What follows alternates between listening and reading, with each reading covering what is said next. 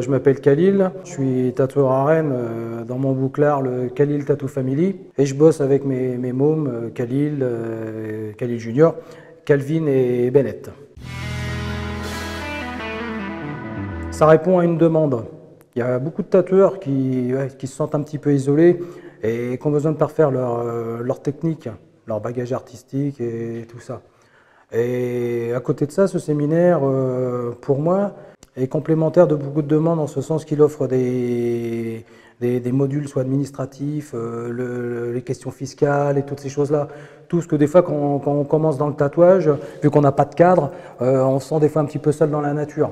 Et donc ça permet de répondre à quand même pas mal de questions, et des questions importantes. Joshua Carlton, c'est quand même une légende dans le monde du tatouage.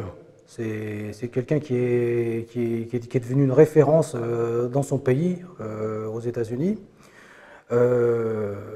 Il a développé une technique de tatouage bien particulière à lui, et c'est toujours bon de pouvoir profiter d'un bagage comme ça, quoi. Et puis Thomas, c'est une valeur montante, il est en train de tout exploser. Thomas, il s'est perfectionné dans le réalisme. On sait qu'il a bossé à Londres, qu'il a bossé dans les pays de l'Est. Il a une technique irréprochable. Il est très pédagogue, c'est ce qui m'a surpris pendant le séminaire. Il est capable de faire montre de beaucoup d'humilité. Et ça me scotche, ça me tue. Ouais. Changer, non. Non, je vois pas ce qu'il y aura à changer, parce que si je changeais de tatoueur, évidemment, on va pas prendre les mêmes tout le temps. Mais par contre, ouais, garder toujours l'excellence dans les artistes qu'on choisit. Les artistes, entre guillemets. Bon, je ne veux pas faire l'impasse, parce que bon, pour moi c'est un hommage, c'est grâce à eux que je suis là. Les tontons qui sont passés au placard, tout le cinéma, qui sont revenus avec des merdes sur eux. Et donc j'ai trouvé ça magique, parce que je dessinais, de voir qu'on pouvait dessiner comme ça sous la peau, et puis que ça puisse rester. Je trouvais ça magique, le tatouage, quoi. Mais par contre, moi, à l'époque où j'ai commencé, ça a été franchement compliqué. Il n'y avait personne pour te montrer, quoi. C'était formation autodidacte. Donc beaucoup de dessins, c'est comme ça que je me suis formé. Et puis un jour, j'ai voulu devenir meilleur. Je sentais que j'arrivais à un plafond. J'ai dit, il faut vraiment que je réussisse à rencontrer quelqu'un qui puisse me faire évoluer, quoi. Et puis j'ai eu vraiment le coup de bol de pouvoir rencontrer Stéphane. Non seulement il m'a montré des techniques au niveau du tatouage, des techniques au niveau du dessin, et puis il assume, comme une sculpture, il assume modeler pour que je fasse partie intégrante du monde du tatouage.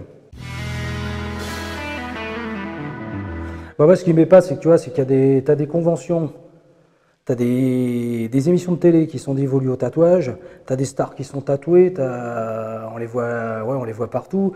Il y a entre 10 et 15 000 actes qui sont faits quotidiennement, et on n'a aucun cadre. Et c'est super. Pour moi, c'est aberrant comme situation, quoi. C'est super ubuesque. Et donc, pour un tatoueur qui arrive maintenant, je dirais que lui, il a plus de chance par rapport à nous que quand on a commencé, mais par contre, il arrive pour moi, une espèce de handicap, c'est que maintenant, c'est devenu vraiment, le tatouage, c'est vraiment maintenant, tout le monde peut arriver là-dedans, quoi. Eh ben, il faudrait encadrer la profession.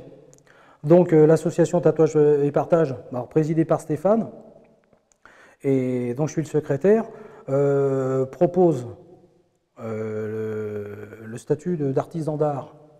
C'est-à-dire que on pourrait accueillir des gens, des apprentis, on va dire des futurs apprentis, dans les magasins et dans une école, en une espèce de formation, alternée, quoi, en quelque sorte, qui serait sanctionnée à la fin par une espèce, je sais pas, c'est des propositions, tout ça, ça doit être développé, c'est la genèse de ce qu'on est en train de créer. Mais sanctionné soit par un diplôme, une attestation qui montre que cette personne-là a vraiment suivi un cursus propre au tatouage. Et on ne pourrait pas ouvrir des boutiques sans avoir ces attestations, ces certificats. Ça permettrait d'endiguer vraiment le flot de salons qui fleurissent partout, avec pratiquement aucun cadre.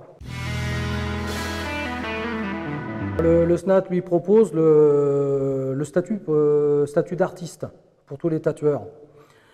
Et le tatouage et partage lui propose le statut d'artisan. Moi, pour ma part, je pense qu'on est plus des prestataires de services que des artistes.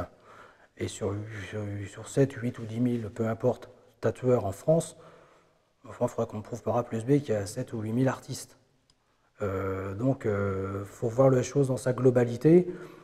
Il me semble plus raisonnable de demander un statut d'artisan pour 8 000 personnes que de demander un statut d'artiste pour 8 000 personnes. Parce que, au vu de certains boulots, non, c'est pas possible. On voit bien qu'il n'y a pas que des artistes, ça c'est sûr. Le statut d'artiste, pourquoi pas? Mais après, c'est vraiment le truc en finalité. Mais on ne peut pas commencer par ça, quoi. Il faut commencer par quelque chose, il faut une base, mais pas directement artiste, quoi.